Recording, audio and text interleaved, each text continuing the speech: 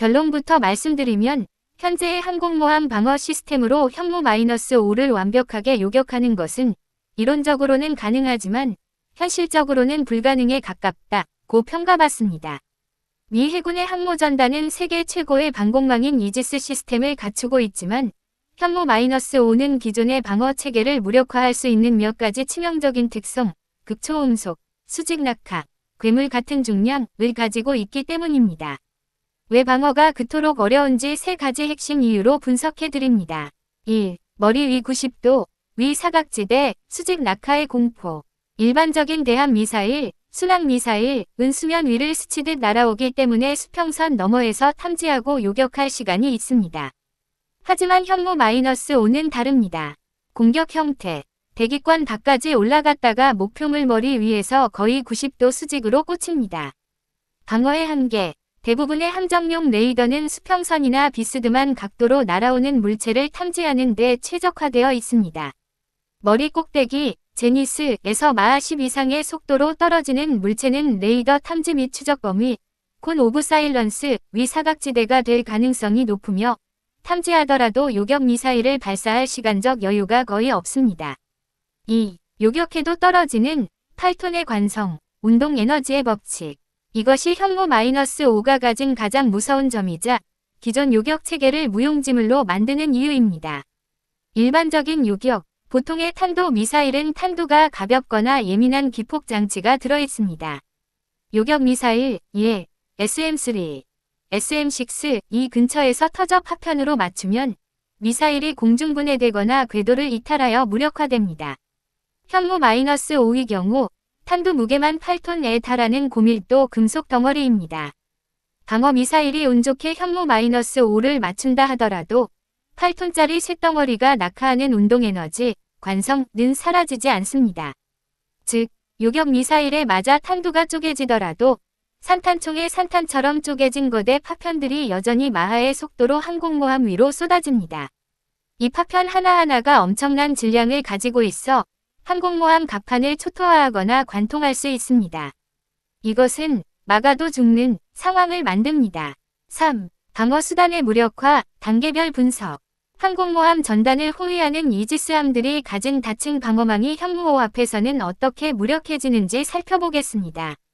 결론부터 말씀드리면 현재의 항공모함 방어 시스템으로 현무-5를 완벽하게 요격하는 것은 이론적으로는 가능하지만 현실적으로는 불가능에 가깝다고 평가받습니다.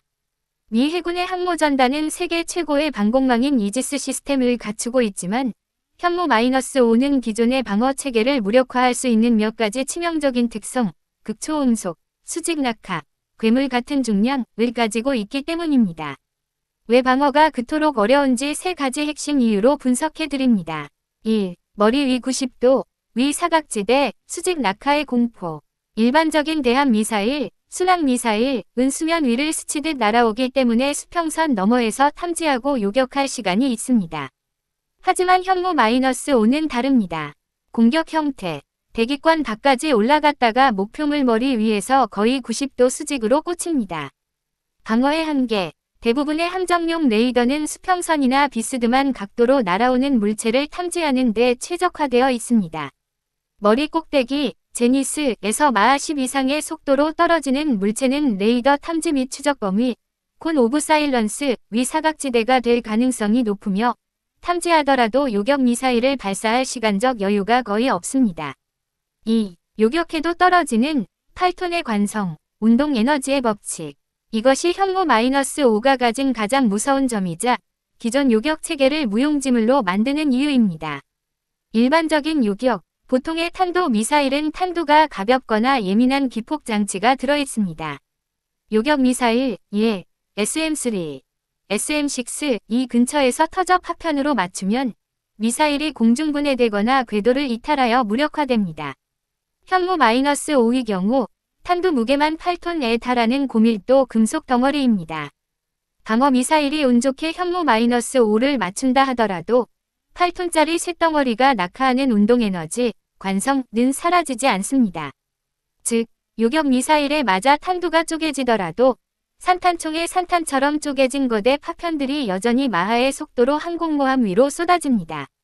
이 파편 하나하나가 엄청난 질량을 가지고 있어 항공모함 갑판을 초토화하거나 관통할 수 있습니다.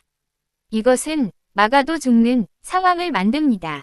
3. 방어 수단의 무력화, 단계별 분석. 항공모함 전단을 호위하는 이지스함들이 가진 다층 방어망이 현무호 앞에서는 어떻게 무력해지는지 살펴보겠습니다. 결론부터 말씀드리면 현재의 항공모함 방어 시스템으로 현무-5를 완벽하게 요격하는 것은 이론적으로는 가능하지만 현실적으로는 불가능에 가깝다고 평가받습니다. 미 해군의 항모전단은 세계 최고의 방공망인 이지스 시스템을 갖추고 있지만 현무-5는 기존의 방어 체계를 무력화할 수 있는 몇 가지 치명적인 특성, 극초음속, 수직 낙하, 괴물 같은 중량을 가지고 있기 때문입니다. 왜 방어가 그토록 어려운지 세 가지 핵심 이유로 분석해드립니다. 1. 머리 위 90도, 위 사각지대, 수직 낙하의 공포. 일반적인 대함 미사일, 순항 미사일은 수면 위를 스치듯 날아오기 때문에 수평선 너머에서 탐지하고 요격할 시간이 있습니다. 하지만 현무-5는 다릅니다. 공격 형태. 대기권 밖까지 올라갔다가 목표물 머리 위에서 거의 90도 수직으로 꽂힙니다. 방어의 한계. 대부분의 함정용 레이더는 수평선이나 비스듬한 각도로 날아오는 물체를 탐지하는 데 최적화되어 있습니다.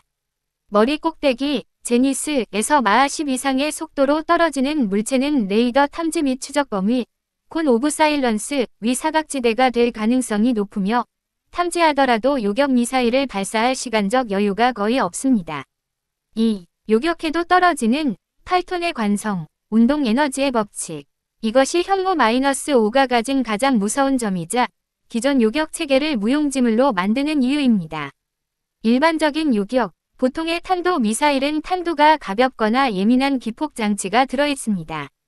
요격 미사일, 예, SM-3, SM-6 이 근처에서 터져 파편으로 맞추면 미사일이 공중분해되거나 궤도를 이탈하여 무력화됩니다. 현무-5의 경우 탄두 무게만 8톤에 달하는 고밀도 금속 덩어리입니다. 방어 미사일이 운 좋게 현무-5를 맞춘다 하더라도 8톤짜리 쇳덩어리가 낙하하는 운동에너지, 관성은 사라지지 않습니다. 즉, 요격 미사일에 맞아 탄두가 쪼개지더라도 산탄총의 산탄처럼 쪼개진 거대 파편들이 여전히 마하의 속도로 항공모함 위로 쏟아집니다. 이 파편 하나하나가 엄청난 질량을 가지고 있어 항공모함 갑판을 초토화하거나 관통할 수 있습니다. 이것은 막아도 죽는 상황을 만듭니다. 3. 방어 수단의 무력화, 단계별 분석.